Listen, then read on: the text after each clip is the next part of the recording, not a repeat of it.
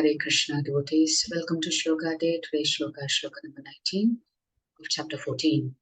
Nanyam gunebhyah kartaram Nanyam gunebhyah kartaram yada drashtanupashyati yada drashtanupashyati gunebhyascha param vetti gunebhyascha param vetti madbhavam sodhigacchati. madbhavam sodhigacchati. Word for word meaning, translation and purport by His Divine Grace, Srila A.C. Bhaktivedanta Swami Prabhupada, Srila Prabhupada ki jai. Jai.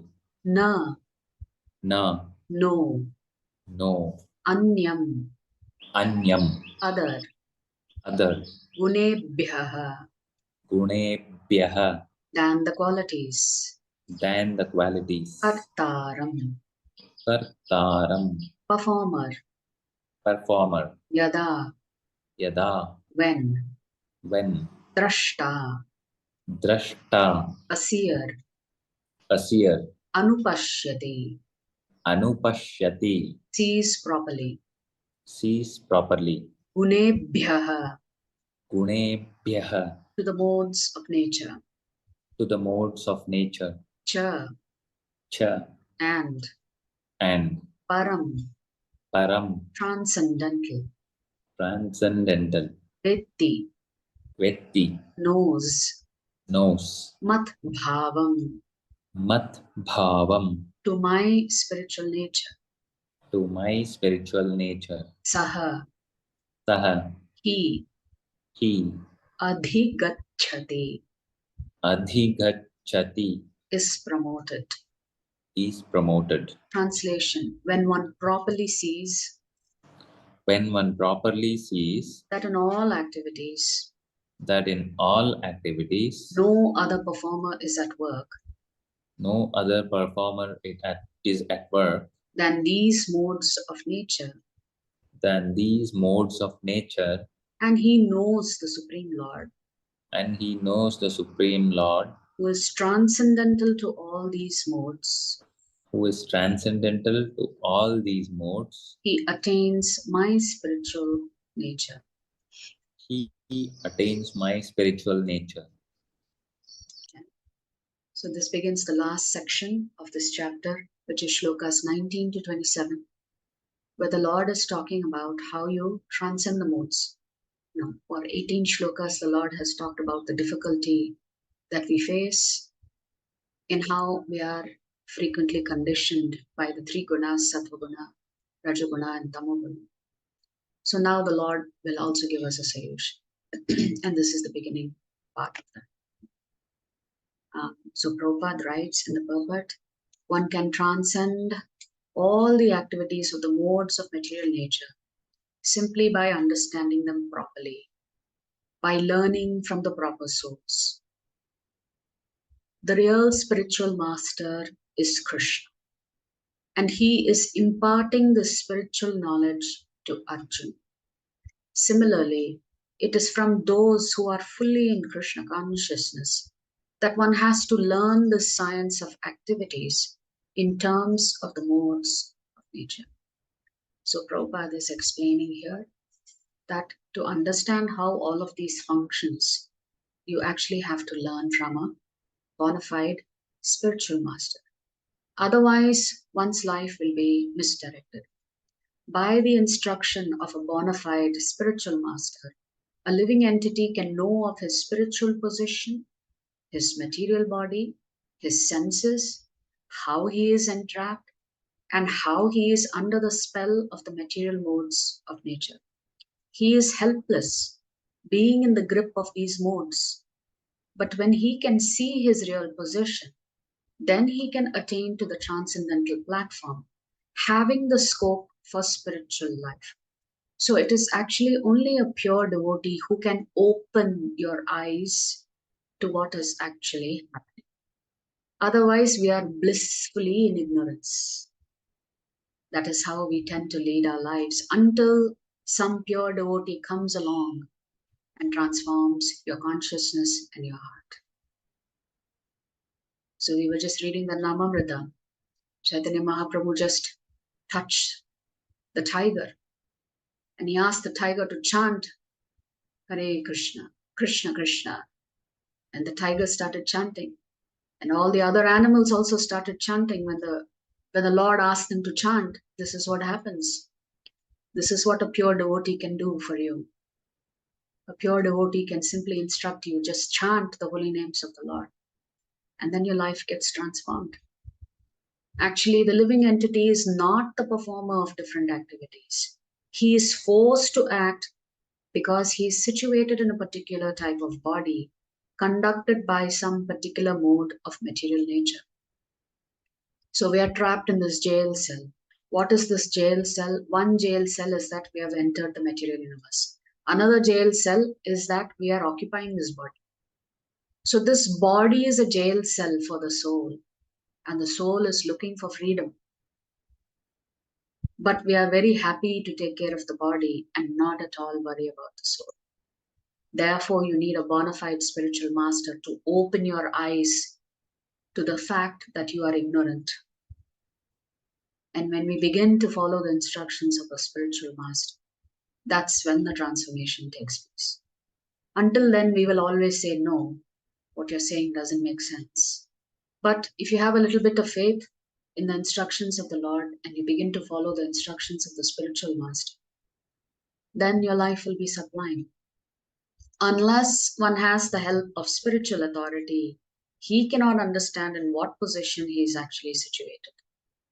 With the association of a bona fide spiritual master, he can see his real position.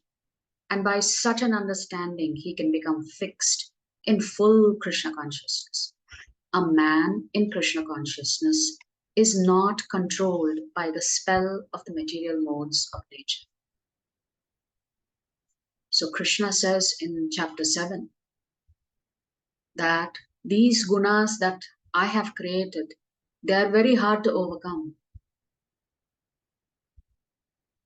And in the next sentence of that same shloka, 14 I think, the Lord says that, but if you surrender to me, the Lord uses the word easily. You can easily overcome the three gunas.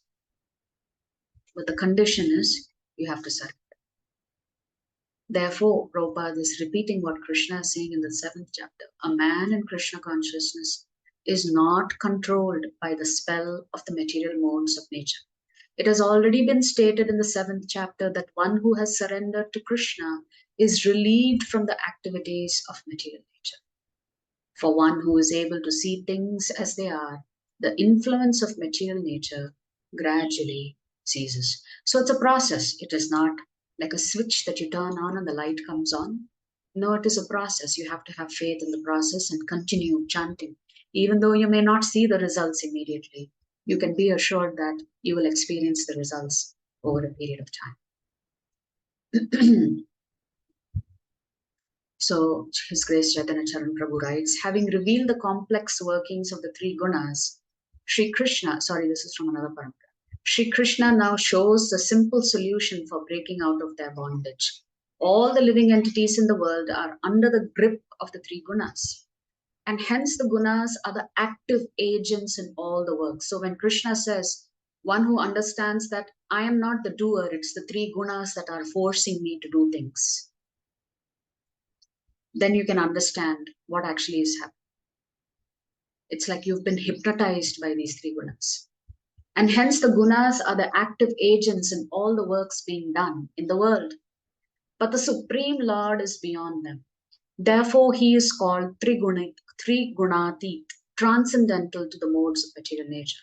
Similarly, all the attributes of God, his names, forms, virtues, pastimes, abodes, saints, are also Trigunatit. If we attach, that means when we are chanting the holy names of the Lord, it is pure. You are in touch with Sri Krishna. If we attach our mind to any personality or object within the realm of the three gunas, it results in increasing their corresponding color on our mind and intellect. So, oftentimes, we use the three primary colors to explain the three gunas. So, the more you allow one guna to dominate you, the darker that particular color of impact that happens on your consciousness. However, if we attach our mind to the divine realm, it transcends the gunas and becomes divine. Those who understand this principle start loosening their relationship with worldly objects and people and strengthening it through bhakti with God and Guru. So, this happens over a period of time. Slowly, you will realize what you've been doing all these years and perhaps all these lifetimes, and you will actually wake up. When you are spiritually awake, then you are able to see things as they are. We may be physically awake, but spiritually, we are in coma. This enables them to transcend the three gunas and attain the divine nature of God. This is further elaborated in verse 14.26. So, here in this particular shloka, the Lord is simply saying, you need to understand that the Kshetrajna is not the doer. This is connected to the 13th chapter where the Lord has talked of Kshetra, Kshetrajna, Jnana, Vijnana, Prakriti, and Purusha. So the Kshetrajna is not the actual doer. It is the gunas that are influencing the knower of the body to act in a particular way. So the Lord is saying those who have understood this are actually seeing things as they are. And by the process of bhakti, you become transcendental to these modes. And if you're transcendental to the three gunas, then you're as good as God in the sense that you begin to display the qualities that the Lord has. That never ever makes you the Supreme Lord, because the Supreme Lord will always be the Supreme. But that's why the Lord is saying, He attains my spiritual nature. If you like our videos, please subscribe to our channel and turn on the bell notification. If you'd like to join our classes every day, please check the details in the description section of this video. We look forward to serving you.